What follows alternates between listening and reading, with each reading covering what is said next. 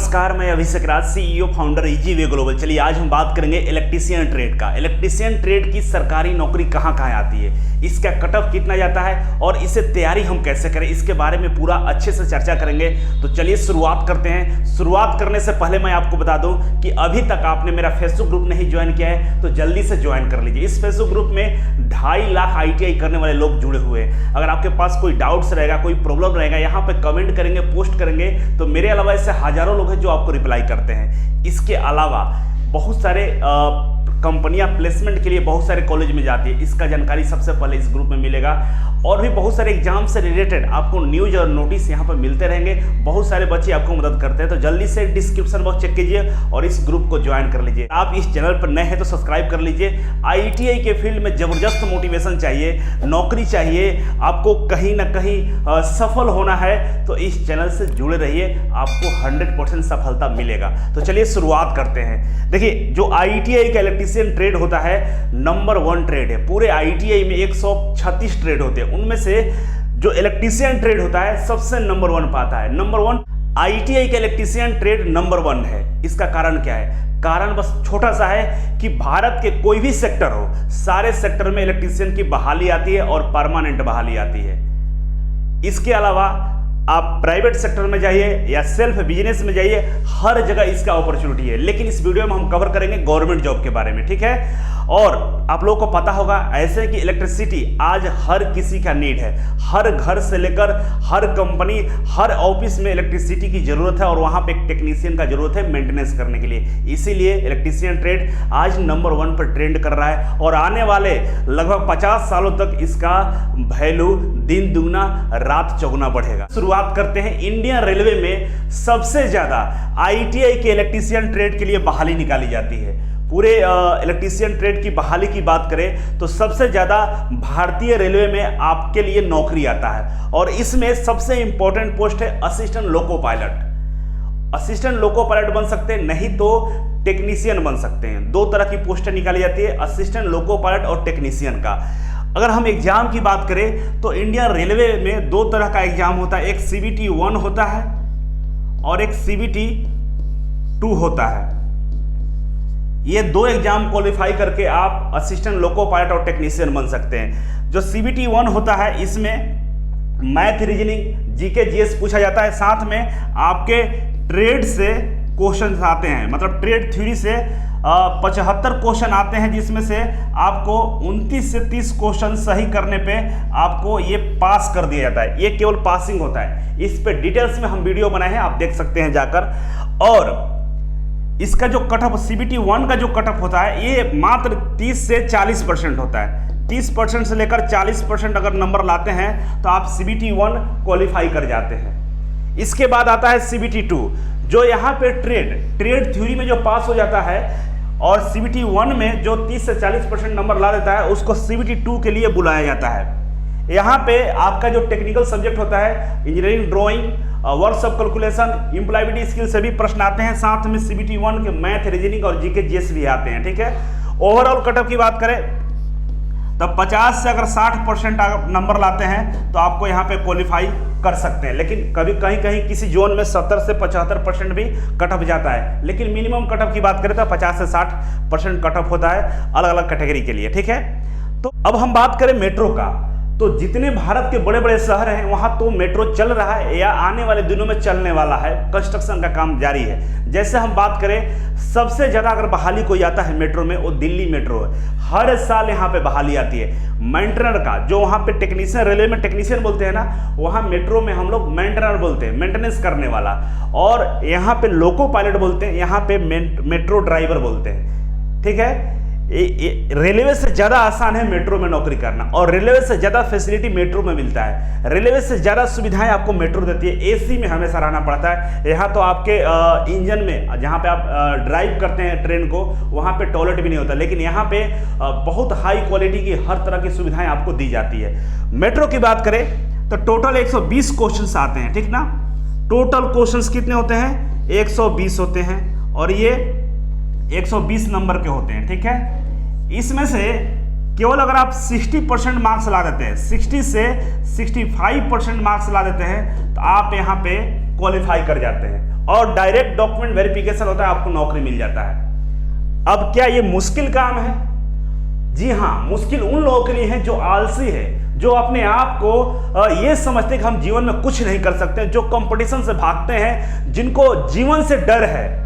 लेकिन उनके लिए मुश्किल नहीं है जो थोड़ा सा प्रयास करते हैं, थोड़ा सा, और जो थोड़ा सा प्रयास करेगा वो यहाँ पे सफल होगा। यहाँ पे देख लीजिए मैडम कितनी आसानी से मेट्रो को ऑपरेट कर रही है। ITI, केवल ITI क्वालिफिकेशन पे ये मिला है। इसके लिए MA PhD नहीं किया गया है। ITI करने के बाद आप इतनी अच्छा नौकरी पा सकते हैं। सैलरी तो हम बताना ही भूल गए, इनका तो सैलरी लाखों में होगा, क्योंकि जैसे ये ट्रेन पर डिपेंड करता है, आप पैसेंजर चला रहे हैं कि सुपरफास्ट चला रहे हैं, कि आपका ओवर टाइम कितना हो रहा है, उस पर डिपेंड करता है सैलरी। लेकिन मिनिमम 50 से 60 हज़ार है, और मैक्सिमम आपका लिमिट ही नहीं है, 1.5-2 लाख भी आपको सैलरी मिल सकता है। मेट्रो का भी वही कंडीशन है, 35 हज़ार से स्टार्टिंग है और आपको 50-60 हज़ार तक मिलता ही मिलता है। तो इस तरह से ये 2 बड़ा सेक्टर है जहां पे आप इसका तैयारी करके आसानी से नौकरी पा सकते हैं। पूरे भारत में एकमात्र कोचिंग संस्थान है इजी वे, जो केवल और केवल ITI के बच्चों को तैयारी कराता है। अगर आप इस कोचिंग से जुड़ते हैं तो मैं 100% गारंटी देता हूं कि अगर आप मेरे अकॉर्डिंग मेहनत करेंगे, हमारे बताए गए रास्तों पर चलेंगे, तो आपको 1 साल के अंदर में आपको नौकरी से कोई नहीं रोक सकता है।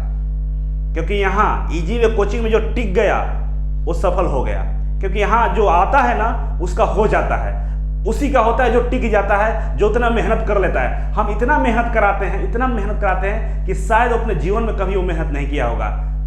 क्योंकि मजाक नहीं, पार्ट टाइम यहाँ काम नहीं होता है, संडे तक की छुट्टी नहीं देते हैं। 4 घंटा डेली क्लास चलता है, और 4 घंटा जब क्लास कर लीजिएगा तो आपको 8 घंटा पढ़ना पड़ेगा।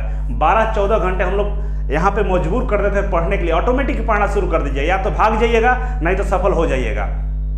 क्योंकि मेरा मानना है कि संडे और जो त्यौहार होते हैं जीवन में दोबारा हमेशा आएंगे, लेकिन ये जो टाइम है ना चला जाएगा तो दोबारा आपके जिंदगी में नहीं आने वाला है। आप वो घर के नायक हैं जो अपने घर के तस्वीर को बदल सकते हैं। आप वो घर के खिलाड़ी हैं जो आपको भेजा गया है एक युद्ध को जीतने के लिए, और आप आकर यहाँ पर मजाक करेंगे तो ये बर्दाश्त नहीं है मुझे, और इसीलिए मैं यहाँ से सबको भगा देता हूँ। जो हमारे अकॉर्डिंग नहीं होता है वो ऑफलाइन में नहीं पढ़ पाता है। ऑनलाइन भी क्लास चल रहा है, ज्वाइन कर सकते हैं, आराम से सो सकते हैं, सोकर पढ़ाई कर सकते हैं। लेकिन जो यहाँ आ गया वो सफल हो गया, ठीक है। इसके बाद आता है इलेक्ट्रिसिटी बोर्ड। अब इलेक्ट्रिसिटी बोर्ड और इससे आसान है। ये देखिए हम मुश्किल से आसान की तरफ बढ़ रहे हैं। इलेक्ट्रिसिटी बोर्ड, जितने राज्य हैं सारे राज्यों में अपना खुद का इलेक्ट्रिसिटी बोर्ड है। जैसे एग्जांपल के लिए बात करें तो उत्तर प्रदेश में Uttar Pradesh power corporation limited है, जो वहां पे ट्रांसमिशन करती है, बिजली की घर घर तक सप्लाई करती है। और वहां पे एक और है बिजली कंपनियां जिसका नाम है उत्तर प्रदेश राज्य विद्युत उत्पादन निगम लिमिटेड, ये बिजली का उत्पादन करती है। इस तरह से हर राज्य में 2 से 3 कंपनियां होती है, एक ट्रांसमिशन की होती है, एक प्रोडक्शन की होती है, एक आपके घरों तक जो डिस्ट्रीब्यूशन करती है वो कंपनियां होती है। तो बहुत सारे कंपनियों को नेटवर्क होता है और उन लोगों का कार्य क्षेत्र भी अलग होता है, लेकिन सारी कंपनियां गवर्नमेंट के अंदर में काम करती हैं। बिहार की बात करें तो Bihar state power holding company है, और इसमें 4 कंपनियां हैं जो नॉर्थ, साउथ, ईस्ट, वेस्ट सभी तरह की कंपनियां इसमें जुड़ी हुई है और ये काम करती है। इसके अलावा हम बात करें मध्य प्रदेश का, तो Madhya Pradesh power generating company limited है, और यहाँ भी 2-3 कंपनियां हैं। इसके अलावा हरियाणा, देखिए यहाँ पे उत्तर हरियाणा बिजली निगम है, उससे इसी तरह दक्षिण हरियाणा है, बहुत सारे कंपनियां यहाँ भी है। मतलब एक राज्य में 3 से 4 इलेक्ट्रिसिटी बोर्ड होता है। और यहाँ पे जो बहाली आता है 100-200 नहीं आता है, कम से कम मिनिमम 1000 से कम नहीं आता है। अब थोड़ा सा EPPCL में गड़बड़ कर दिया है, 600 कुछ आया था। बिहार इलेक्ट्रिसिटी बोर्ड में पिछले 2018 में 2000 बहाली था। यहाँ पे हरियाणा में तो 1500 के आसपास बहाली आई थी। तो तमाम तरह के इलेक्ट्रिसिटी बोर्ड है जहाँ पे बहाली आती रहती है। और यहाँ भी जो इसका जो सिलेबस होता है, तो इसमें जो ट्रेड थी, जो टेक्निकल होता है, ये भी 70% के आसपास पूछे जाते हैं, ठीक है। नॉन टेक यहाँ 30% होता है, और कुछ क्वेश्चंस कंप्यूटर से भी आते हैं। यहाँ कंप्यूटर से भी प्रश्न पूछे जाते हैं, क्योंकि बिजली कंपनियों में कंप्यूटर ऑपरेटर की जरूरत पड़ता है, आपको भी नॉलेज होना चाहिए कंप्यूटर का। तो मान के चलिए कि 20% कंप्यूटर से भी प्रश्न आ जाते हैं। जैसे EPPCL की बात करें तो 50 नंबर का एक अलग से पेपर होता है कंप्यूटर का, जिसमें से 20 नंबर लाना होता है, ठीक है। तो ये बिजली कंपनियों में आसानी से नौकरी पा सकते हैं। कट ऑफ की बात करें तो 2018 में इसमें 2000 बहाली आया था, किसमें? Bihar state power holding company में, और इसका कट ऑफ गया था 52। इसका कट ऑफ कितना गया था? 52। तो सबका कट ऑफ 50 से लेकर 60% के बीच में वेरी करता है। 50 से 60% में जो भी कट ऑफ ला देगा, नंबर ला देगा, उसका यहाँ पे सिलेक्शन हो जाता है। बेहद ईजी होता है, केवल थ्योरेटिकल क्वेश्चन आपसे पूछे जाते हैं। ठीक है, अगला है PSU, पब्लिक सेक्टर अंडरटेकिंग। ठीक है, इसके बारे में हम चर्चा करेंगे। ये तमाम तरह की जो हम कंपनियों का नाम बता रहे हैं जहां पे आपके लिए बहाली आती है। अगर आप बढ़िया से अगर पढ़े होंगे, स्टार्टिंग से अच्छे से पढ़े होंगे, तो आपको इसमें जाने के लिए ज़्यादा मेहनत की जरूरत नहीं है। अगर आपने ITI अच्छे जगह से किया होगा, अगर आप मेरे यहाँ से भी ITI करते हैं, मेरे यहाँ भी ITI होता है, मेरे यहाँ से अगर आप ITI करेंगे तो हम लोग बच्चों को शुरू से ही पढ़ाते हैं। फर्स्ट ईयर उसको फाउंडेशन कोर्स देते हैं, फाउंडेशन मतलब बेसिक कोर्स से पढ़ाते हैं, और सेकंड ईयर से उसका हम लोग PSU के लिए तैयारी कराना शुरू करते हैं, रेलवे के लिए तैयारी कराना शुरू करते हैं, मेट्रो के लिए तैयार करते हैं। और हमारे यहाँ से पढ़े हुए बच्चे जो मेरे यहाँ से ITI करते हैं और सीधे डायरेक्ट ज़्यादा उनको टाइम नहीं लगता है, 17, 18, 20, 22 साल तक वो नौकरी में चले जाते हैं। तो अगर आपके आसपास रिलेटिव वाले कोई चाहते हैं ITI करना, तो आप हमारा जो ITI है उसमें एडमिशन करा सकते हैं। इसके लिए हमारे जो हेल्पलाइन नंबर है इस पर कॉल कर सकते हैं। ठीक है, अब हम बात करेंगे यहाँ पे PSU का। भारत सरकार की 300 से ज़्यादा कंपनियाँ हैं, भारत सरकार के पास 300 से ज़्यादा कंपनियाँ हैं, और इन 300 से ज़्यादा कंपनियों में हमेशा गवर्नमेंट जॉब आती है, हर महीने बहाली आती रहती है। ठीक है, इसकी कोई कमी नहीं है। और इसके सिलेबस की बात करें तो यहाँ पे 70 से 80% टेक्निकल प्रश्न पूछे जाते हैं, और आपको 25 से 30% यहाँ पे नॉन टेक्निकल प्रश्न पूछे जाते हैं। कट ऑफ की बात करें तो आप अगर 70% नंबर ला देते हैं तो आपको जो PSU जितने दिख रहे हैं इन सभी में आपको नौकरी मिल सकता है। ठीक है, यही कट ऑफ है इसका। अलग से हम इसरो की बात करें, ये PSU में नहीं आता, इसरो और DRDO, तो सेम यहाँ भी इसी तरह का पैटर्न बना हुआ है, और 70 से 80% नंबर लाकर आप इसरो में और DRDO में जा सकते हैं।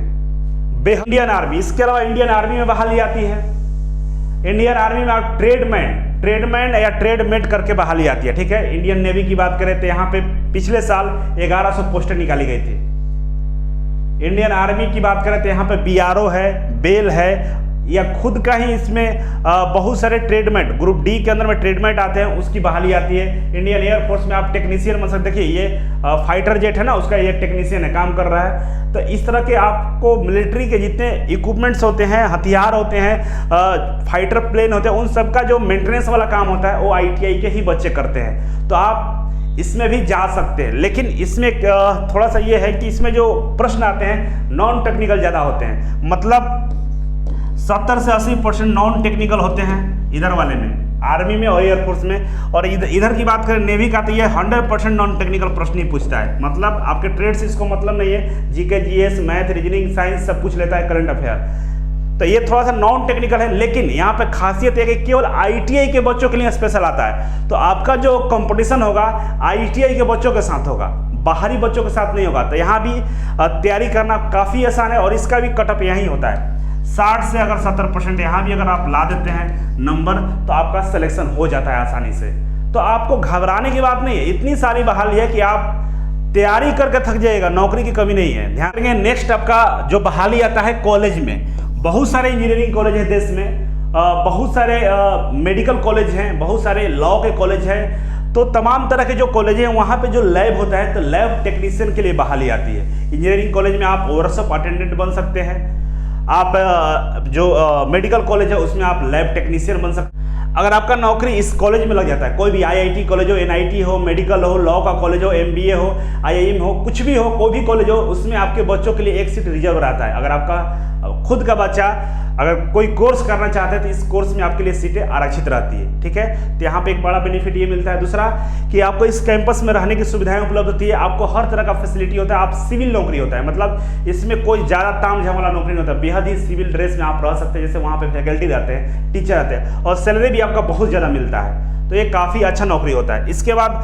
हॉस्पिटल की बात करें, जितने भी अस्पताल हो वहाँ पे इलेक्ट्रिसिटी का मेंटेनेंस करना हो, जनरेटर होता है, ट्रांसफार्मर होता है, या उसके अंदर में बहुत सारे इक्विपमेंट्स होते हैं, इसका भी मेंटेनेंस करना होता है। इस सब के लिए यहाँ भी टेक्नीशियन की रिक्वायरमेंट पड़ती है, यहाँ भी टेक्नीशियन के लिए बहाली आती है। तो आप समझ सकते हैं आपके लिए 7 सेक्टर है जहाँ पे लाखों की संख्या में बहाली आती है, हजारों की संख्या में कंपनियां तैयार हैं आपको लेने के लिए। लेकिन क्या आप तैयार हैं? क्या आप तैयार हैं? आपसे हम प्रश्न पूछ रहे हैं। इतनी सारी नौकरियां हैं, लेकिन आपको नौकरी क्यों नहीं मिलता है? एक बार अपने आप से पूछे थे ITI करने के बाद कि आपको कहाँ जाना है, कौन सा नौकरी लेना है? आपने लक्ष्य को ही डिसाइड नहीं किया है। आपके दिमाग में निगेटिव थॉट ज़्यादा भरा हुआ है। आपको लगता है कि मेरे पास पैसे नहीं है, हमारे घर वाले सपोर्ट नहीं कर रहे हैं। ऐसा नहीं है। आपको अगर कुछ करना होगा तो पैसे आपका रुकावट नहीं बन सकता है, आपके घर वाले रुकावट नहीं बन सकते हैं। दुनिया में ऐसे हजारों लोग हैं जिसके पास पैसे नहीं थे, जिनके घर वाले सपोर्ट नहीं करते और वो दुनिया में बहुत कुछ कर गए। लेकिन आप केवल अपना बचाव करते हैं। ये बात बोलते हैं कि मेरा कोई सपोर्ट नहीं है, पैसे नहीं है, ये अपना बचाव करते हैं। आज इंटरनेट का जमाना है, आज दुनिया डिजिटल हो गई है। आपके जितने पास सुविधा है उसी सुविधाओं से आप पढ़ने का प्रयास कीजिए। अगर आप कोचिंग नहीं जा सकते हैं, यूट्यूब से पढ़िए।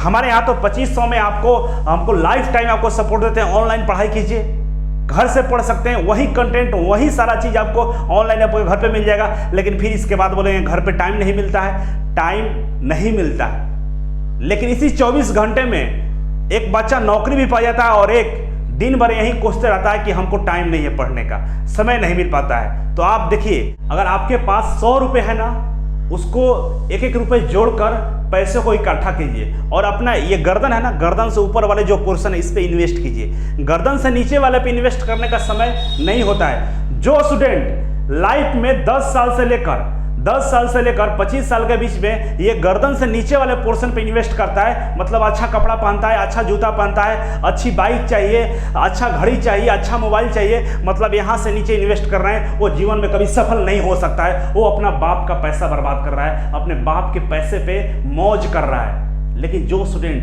10 से 25 साल के बीच में ये गर्दन से ऊपर वाले पोर्शन पे जो इन्वेस्ट करता है ना, मतलब अपने दिमाग पे इन्वेस्ट करता है ना, वो 25 साल के बाद वो दुनिया का हर ऐशो आराम उसके पास होते हैं। वो हर काम करता है, वो दुनिया के में किसी भी जगह में जा सकता है, कोई भी चीज़ें खरीदने में सक्षम होता है और वो उसकी जो ज़िंदगी होती है शायद किसी और की ज़िंदगी होगी। लेकिन वो लड़का जो 10 से 25 साल ये गर्दन से नीचे वाली चीज़ों पे इन्वेस्ट किया था ना, वो बिल्कुल 100% बर्बाद हो चुका होता है 25 साल के बाद। अगर नहीं है ऐसा तो अपने आसपास एग्जाम्पल देख लीजिएगा, ऐसे हजारों लोग मिलेंगे। आप घर के एक नायक हैं, आपको भेजा गया है युद्ध को जीतने के लिए, अपने घर के तस्वीर को बदलने के लिए।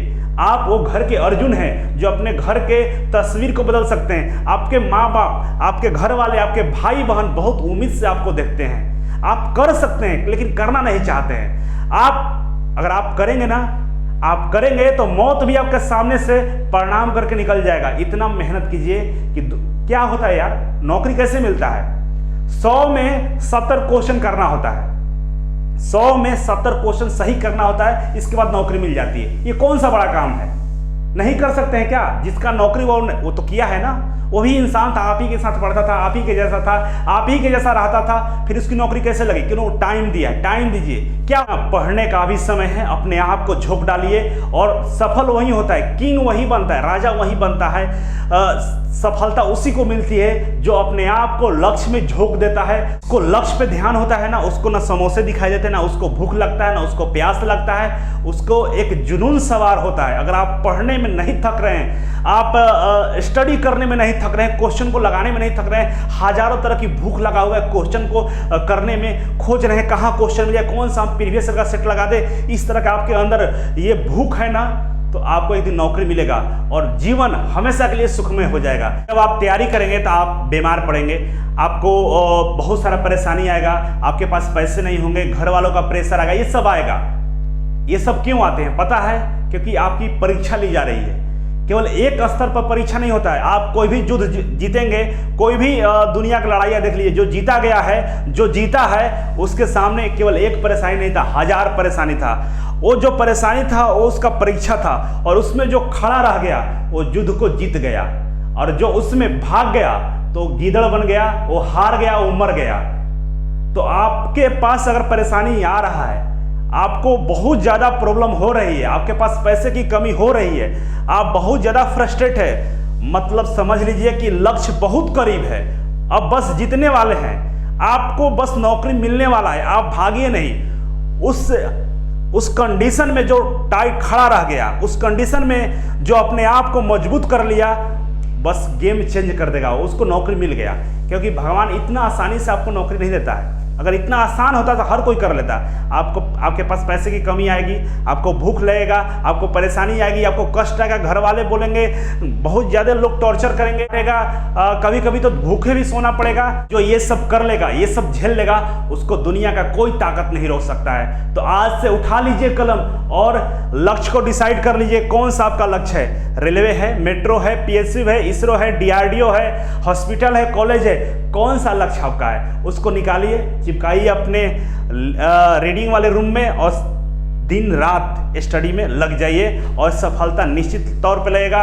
अगर आप चाहते हैं हमसे कोई मदद लेना, हमारे टीम से कोई मदद लेना, तो आप इजी वे कोचिंग को ज्वाइन कर सकते हैं। ऑनलाइन ऑफलाइन दोनों तरह के कोचिंग यहाँ अवेलेबल हैं। और आपके आसपास कोई ITI करना चाहता है तो आप इजी वे कोचिंग जरूर सजेस्ट कीजिएगा, क्योंकि इस कोचिंग से ITI करने वाले बच्चे सीधे गवर्नमेंट जॉब में जाते हैं, कहीं नहीं जाते हैं बाहर। क्योंकि हम लोग 2 साल ऐसा मेहनत कराते हैं कि अगर गवर्नमेंट जॉब नहीं भी लगेगा ना तो वो लड़का जीवन में असफल हो ही नहीं सकता है, 100% सफल होगा। मैं ना उसे मजबूर नहीं, मजबूत बनाता हूँ, मजबूत।